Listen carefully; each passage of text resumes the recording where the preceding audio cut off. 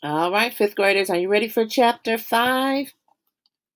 All right, you ready? Chapter 5. I play pinochle with the horse. That's the title. I had weird dreams full of barnyard animals. Most of them wanted to kill me. The rest wanted food. I must have woken up several times, but what I heard and saw made no sense, so I just passed out again. I remember lying in a soft bed, being spoon fed something that tasted like buttered popcorn, only it was pudding. The girl with the curly blonde hair hovered over me, smirking as she scraped drips off my chin with a spoon. When she saw my eyes open, she asked, "What will happen at the summer solstice?" I managed to croak, "What?" She looked around as if afraid someone would overhear. "What's going on? What was stolen? We've only got a few weeks."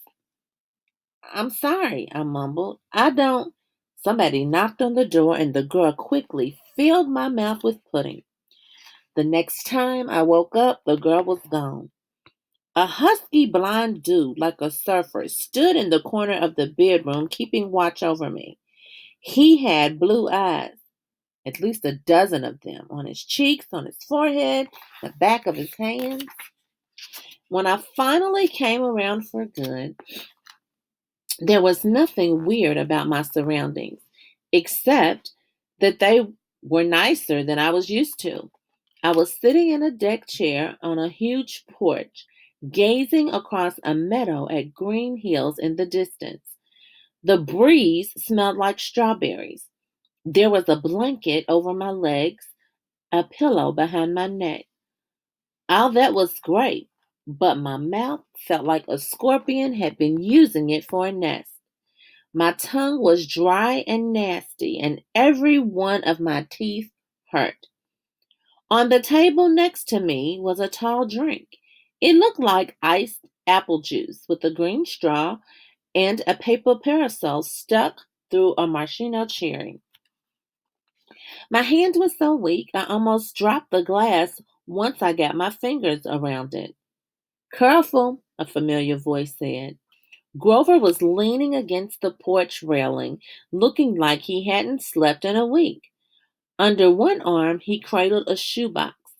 He was wearing blue jeans, Converse high tops, and a bright orange t shirt that said Camp Half Blood. Just plain old Grover, not the goat boy. So maybe I'd had a nightmare. Maybe my mom was okay. We were still on vacation and we stopped here at this big house for some reason. And "You saved my life," Grover said. Well, the least I could do. I went back to the hill. I thought you might want this." Reverently, he placed the shoebox in my lap. Inside was a black and white bull's horn, the base jagged from being broken off, the tip splattered with dried blood. It hadn't been a nightmare. "The monitor," I said. Percy, it isn't a good idea. That's what they call him in the Greek myths, isn't it?" I demanded. "The monitor, half man, half bull." Grover shifted uncomfortably. "You've been out for 2 days. How much do you remember?" "My mom, is she really?" He looked down. I stared across the meadow. There were groves of trees, a winding stream, acres of strawberries spread out under the blue sky. The valley was surrounded by rolling hills, and the tallest one, directly in front of us, was the one with the huge pine tree on top. Even that looked beautiful in the sunlight. My mother was gone. The whole world should be black and cold. Nothing should look beautiful. "I'm sorry," Grover sniffled. "I'm a failure. I'm I'm the worst teacher in the world." He moaned, stomping his foot so hard it came off. I mean, the Converse high top came off. The inside was filled with styrofoam, except for a hoof-shaped hole. Oh, sticks, he mumbled. Thunder rolled across the clear sky as he struggled to get his hoof back on the fake foot. I thought, well, that settles it. Grover was sure. I was ready to bet that if I shaved his curly brown hair, I'd find tiny horns on his head. But I was too miserable to care that Satyr existed, or even monitors. All that meant was my mom really had been squeezed into nothingness, dissolved into yellow light. I was alone, an orphan. I would have to live with Smelly Gabe. No, that would never happen. I would live on the streets first. I would pretend I was 17 and join the army. I'd do something. Grover was still sniffling. The poor kid, poor goat, satyr, whatever, looked as if he expected to be hit. I said, it wasn't your fault. Yes, it was. I was supposed to protect you. Did my mother ask you to protect me? No, but that's my job. I'm a keeper. At least I was. But why? I suddenly felt dizzy, my vision swimming. Don't strain yourself, Grover said. Here. He helped me hold my glass and put the straw to my lips. I recoiled at the taste because I was expecting apple juice. It wasn't that at all. It was chocolate chip cookies, liquid cookies, and not just any cookies. My mom's homemade blue chocolate chip cookies, buttery and hot, with the chips still melting. Drinking it, my whole body felt warm and good, full of energy.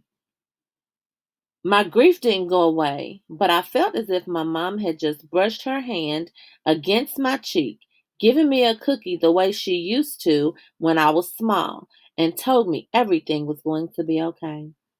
Before I knew it, I drained the glass. I stared into it. Sure, I just had a warm drink, but the ice cubes hadn't even melted. Was it good? Grover asked. I nodded. What did it taste like? He sounded so wistful I felt guilty. Sorry, I said. I should have let you taste. His eyes got wide.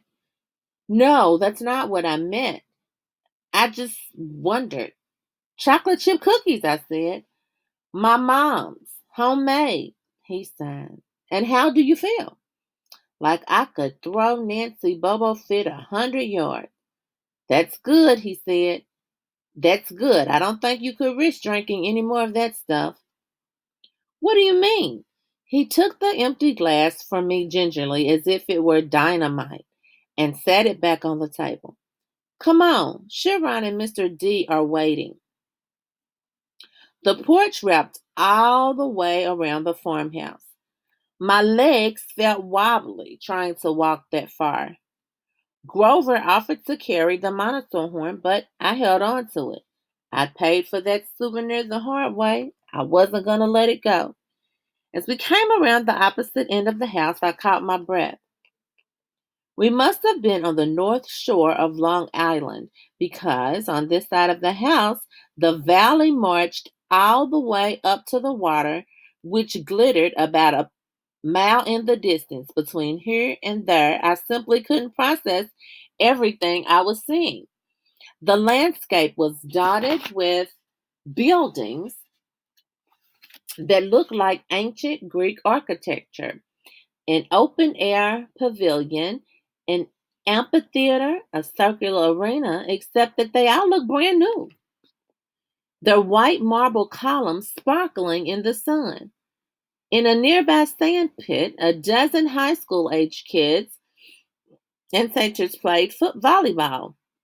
Canoes glided across a small lake. Kids in bright orange t shirts like Grover's were chasing each other around a cluster of cabins nestled in the woods. Some shot targets at an archery range. Others rode horses down a wooded trail. And unless I was hallucinating, some of their horses had wings. Down at the end of the porch, two men sat across from each other at a card table. The blonde haired girl who spoon fed me popcorn flavored pudding was leaning on the porch rail next to them. The man facing me was small but porky. He had a red nose, big watery eyes, and curly hair so black it was almost purple. He looked like those paintings of baby angels. What do you call them?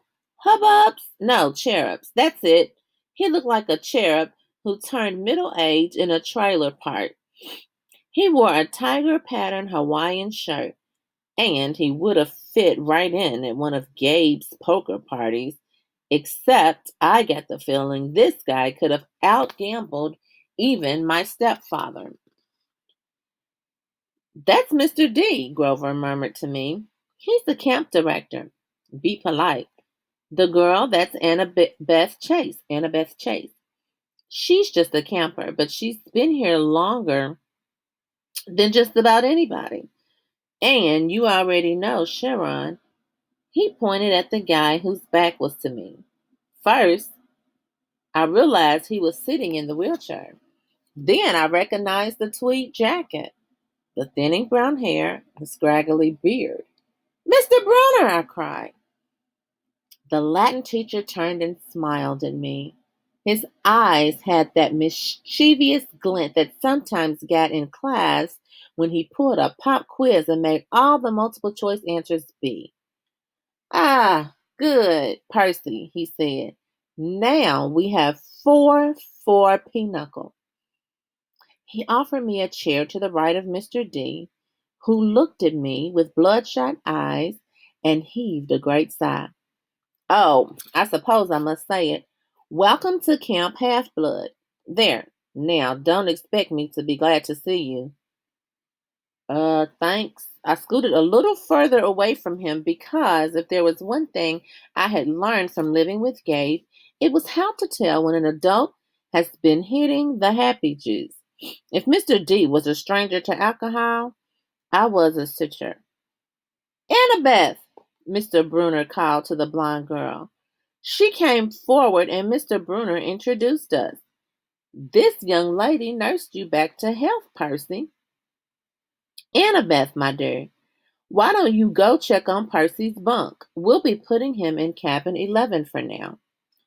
Annabeth said, sure, Sharon. She was probably my age, maybe a couple of inches taller and a whole lot more athletic looking. With her deep tan and her curly blonde hair, she was almost exactly what I thought a stereotypical California girl would look like, except her eyes ruined the image. They were startling gray, like storm clouds.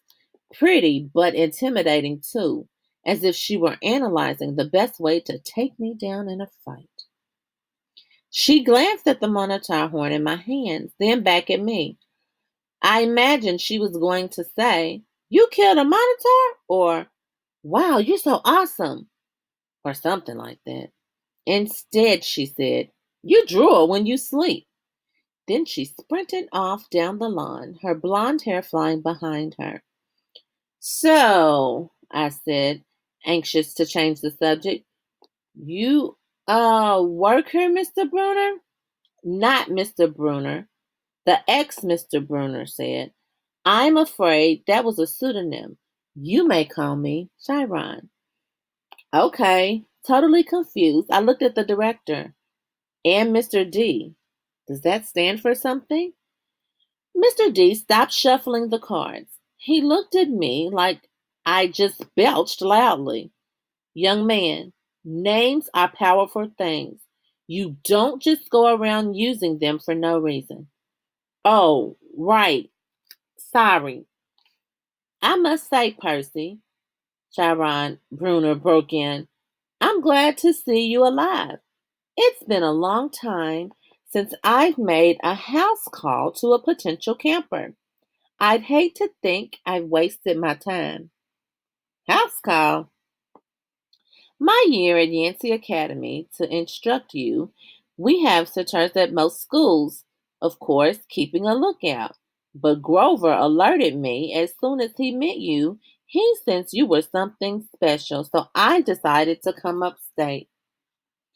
I convinced the other Latin teacher to take a leave of absence. I tried to remember the beginning of the school year. It seemed like so long ago, but I did have a fuzzy memory of there being another Latin teacher my first week at Yancey.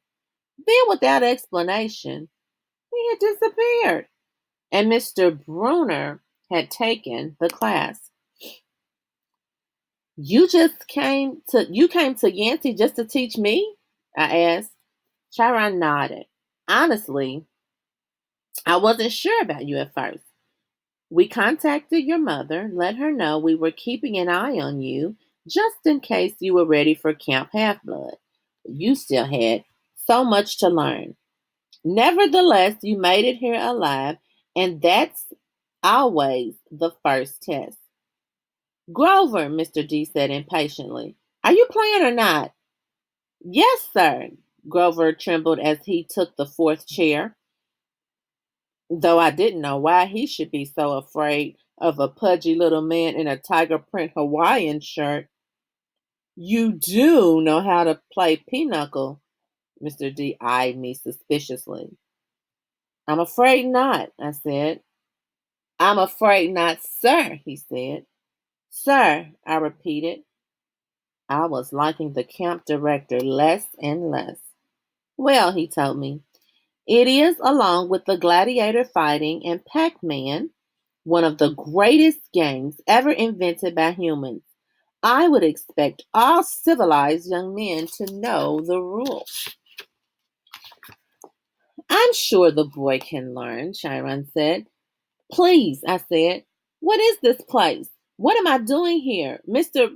Chiron, why would you go to Yancey Academy just to teach me?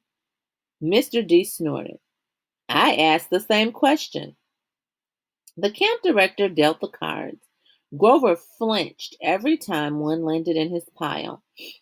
Chiron smiled at me sympathetically, the way he used to in Latin class, as if to let me know that no matter what my average was, I was his star student.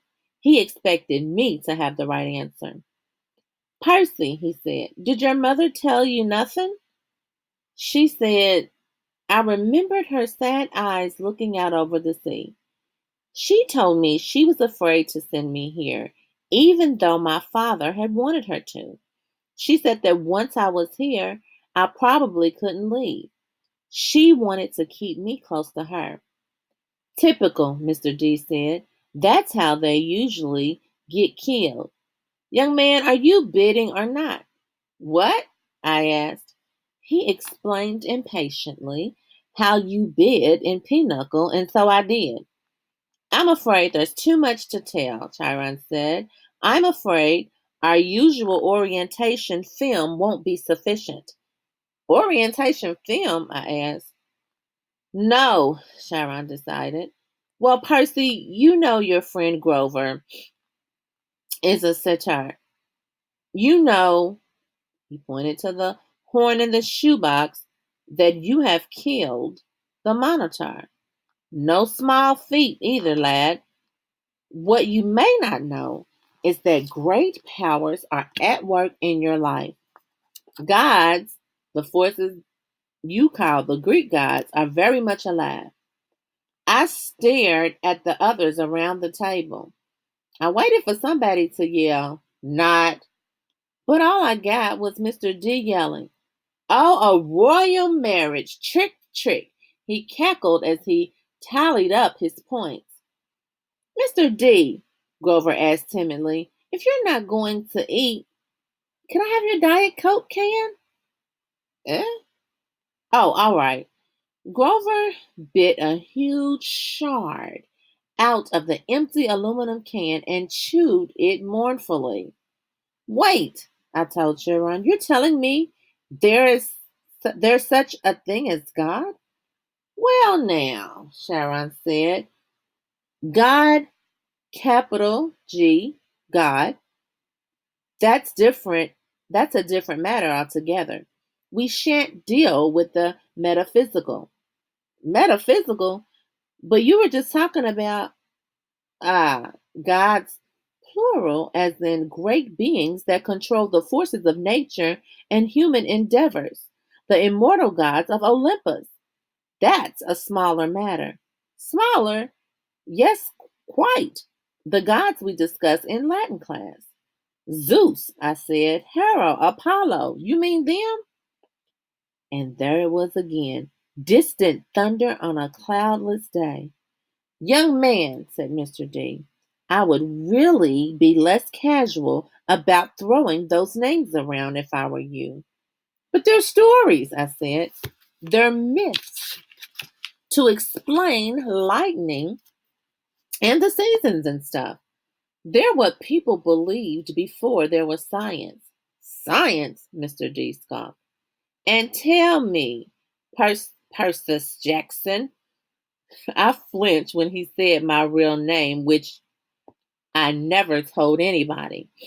What will people think of your science 2,000 years from now? Mr. D continued.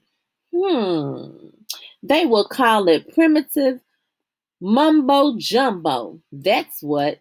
Oh, I love mortals. They have absolutely no sense of perspective. They think they've come so far. And have they, Sharon? Look at this boy and tell me. I wasn't liking Mr. D much, but there was something about the way he called me mortal, as if he wasn't. It was enough to put a lump in my throat, to suggest why Grover was dutifully minding his cards, chewing his soda can, and keeping his mouth shut.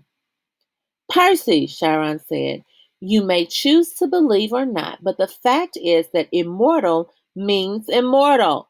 Can you imagine that for a moment? Never dying, never fading, existing just as you are for all time?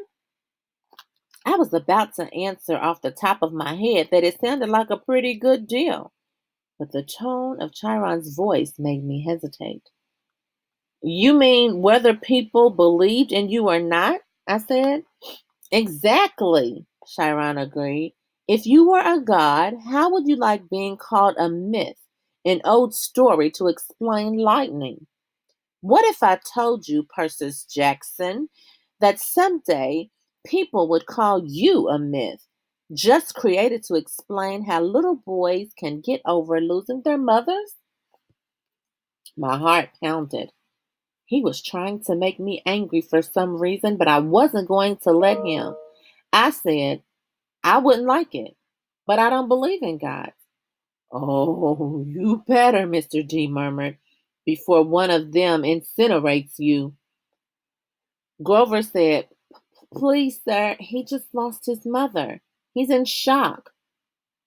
A lucky thing, too, Mr. D grumbled, playing a card. Bad enough I'm confined to this miserable job working with boys who don't even believe. He waved his hand and a goblet appeared on the table, as if the sunlight had bent momentarily and woven the air into glass. The goblet filled itself with red wine. My jaw dropped, but Chiron hardly looked up. Mr. D, he warned, your restrictions. Mr. D looked at the wine and feigned surprise. Dear me! He looked at the sky and yelled, old habit, sorry. More thunder.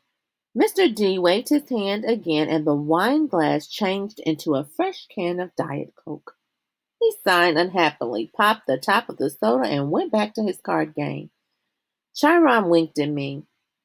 Mr. D offended his father a while back, took a fancy to a wood nymph who had been declared off limits. A wood nymph, I repeated, still staring at the Diet Coke can like it was from outer space. Yes, Mr. D confessed. Father loves to punish me. The first time, prohibition. Ghastly, absolutely horrid. 10 years. The second time, well, she was pretty and I couldn't stay away. The second time he sent me here. Half-Blood Hill. Summer camp for brats like you. Be a better influence, he told me. Work with youth rather than tearing them down. Ha! Absolutely unfair. Mr. D sounded about 6 years old, like a pouting little kid. And I stammered, your father is D immortalis, Sharon. Mr. D said, I thought you taught this boy the basics. My father is Zeus, of course. I ran through D names from the Greek mythology. Wine, the skin of a tiger. The citizen all seem to work here. The way Grover cringed as if Mr. D were his master. You're Dionysus, I said, the god of wine. Mr. D rolled his eyes. What do they say these days, Grover? Do the children say, well, duh? Yes, Mr. D. Then, well, duh, Percy Jackson. Did you think I was Aphrodite, perhaps? You're a god. Yes, child. A god. You? He turned to look at me straight on, and I saw a kind of purplish fire in his eyes, a hint that his whiny, plump little man was only showing me the tiniest bit of his true nature. I saw visions of grapevines choking unbelievers to death, drunken warriors insane with battle lust, sailors screaming as their hands turned to flippers, their faces elongating into dolphin snouts. I knew that if I pushed him, Mr. D would show me the worst things. He would plant a disease in my brain that would leave me wearing a straight jacket in a rubber room for the rest of my life. Would you like to test me, child? He said quietly. No, no, sir. The fire died a little. He turned back to his card game. I believe I win. Not quite, Mr. D, Chiron said. He sat down straight, tallied the points, and said, the game goes to me. I thought Mr. D was going to vaporize Chiron right out of his wheelchair, but he just sighed through his nose as if he were used to being beaten by the Latin teacher. He got up. Grover rose too. I'm tired, Mr. D said. I believe I'll take a nap before the sing-along tonight. But first, Grover, we need to talk again about your less than perfect performance on this assignment. Grover's face beaded with sweat. Yes, sir. Mr. D turned to me. Cabin 11, Percy Jackson, and mind your manners. He swept into the farmhouse, Grover following miserably. Will Grover be okay? I asked Chiron. Chiron nodded, though he looked a bit troubled. Old Dionysus isn't really mad. He just hates his job. He's been grounded, I guess you would say, and he can't stand waiting another century before he's allowed to go back to Olympus. Mount Olympus? I said. You're telling me there really is a palace there? Well, now, there's Mount Olympus in Greece, and then there's the home of the gods, the convergence point of their powers, which did indeed used to be on Mount Olympus. It's still called Mount Olympus, out of respect to the old ways, but the palace moves, Percy, just as the gods do. You mean the Greek gods are here? Like in America? Well, certainly. The gods move with the heart of the West. The what? Come now, Percy. What you call Western civilization. Do you think it's just an abstract concept? No, it's a living force, a collective consciousness that has burned bright for thousands of years. The gods are part of it. You might even say that they are the source of it. At least they are tied so tightly to it that they couldn't possibly fade. not unless all of Western civilizations were obliterated. The fire started in Greece. Then, as you well know, or as I hope you know, since you passed my course, the heart of the fire moved to Rome, and so did the gods. Oh, different names perhaps. Jupiter for Zeus, Venus for Aphrodite, and so on. But the same forces, the same gods. And then they died? Died? No. Did the West die? The gods simply moved to Germany, to France, to Spain for a while, wherever the flame was brightest. The gods were there. They spent several centuries in England. All you need to do is look at the architecture. People do not forget the gods. Every place they've ruled for the last 3,000 years, you can see them in paintings, in statues, on the most important buildings, and yes, Percy, of course, they are now in your United States. Look at your symbol, the eagle of Zeus. Look at the statue of Prometheus in Rockefeller Center, the Greek facades of your government buildings in Washington. I defy you to find any American city where the Olympians are not prominently displayed in multiple places. Like it or not, and believe me, plenty of people weren't fond of Rome either, America is now the heart of the flame. It is the great power of the West. And so Olympus is here, and we are here. It was all too much, especially the fact that I seemed to be included in Chiron's we as if I were part of some club. Who are you, Chiron? Who am I? Chiron smiled. He shifted his weight as if he were going to get up out of his wheelchair, but I knew that was impossible. He was paralyzed from the waist down. Who are you? He mused. Well, that's the question we all want answered, isn't it? But for now, we should get you a bunk in cabin 11. There will be new friends to meet, and plenty of time for lessons tomorrow. Besides, there will be s'mores at the campfire tonight, and I simply adore chocolate. And then he did rise from his wheelchair. But there was something odd about the way he did it. His blanket fell away from his legs, but the legs didn't move. His waist kept getting longer, rising above his belt. At first, I thought he was wearing very long white velvet underwear. But as he kept rising out of the chair, taller than any man, I realized that the velvet underwear wasn't underwear. It was the front of an animal muscle, a sinew under coarse white fur. And the wheelchair wasn't a chair. It was some kind of container, an enormous box on wheels.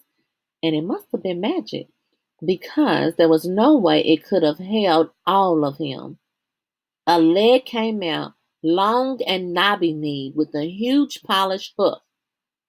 Then another front leg, then hindquarters, and then the box was empty, nothing but a metal shell with a couple of fake human legs attached.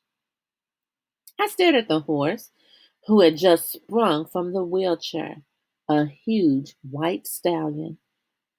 But where its neck should be was the upper body of my Latin teacher, smoothly grafted to the horse's trunk.